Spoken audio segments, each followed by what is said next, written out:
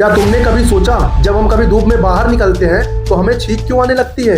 ये सूरज हमारे छींक के पीछे क्यों पड़ा रहता है भाई? देखो, हमारे फेस में नसों का नेटवर्क होता है जिसे ट्राइजेमिनल नर्व कहते हैं। तो जब भी कोई आलतू फालतू चीज हमारी नाक में घुसती है तो ये ट्राइजेमिनल नर्व हमारी ब्रेन को सिग्नल भेजता है और कहता है छींको, और इतनी जोर से छींको कि दीवारों में दरारें पड़ जाएं और वो आलतू फालतू चीज बाहर निकल जाए। और इसी ट्राइजेमिनल नर्व के पास से गुजरती है एक और नर्व जिसे ऑप्टिक नर्व कहते हैं, और ये आंख से सिग्नल लेके ब्रेन को पहुंचाती है कि हमने क्या क्या देखा। और किसी किसी इंसान में ऑप्टिक नर्व बहुत सेंसिटिव होती है, तो जैसे ही वो ब्राइट लाइट देखते हैं तो ऑप्टिक नर्व से कुछ सिग्नल ट्राइजेमिनल नर्व में चले जाते हैं, तो ब्रेन को लगता है नाक में कुछ घुस गया है।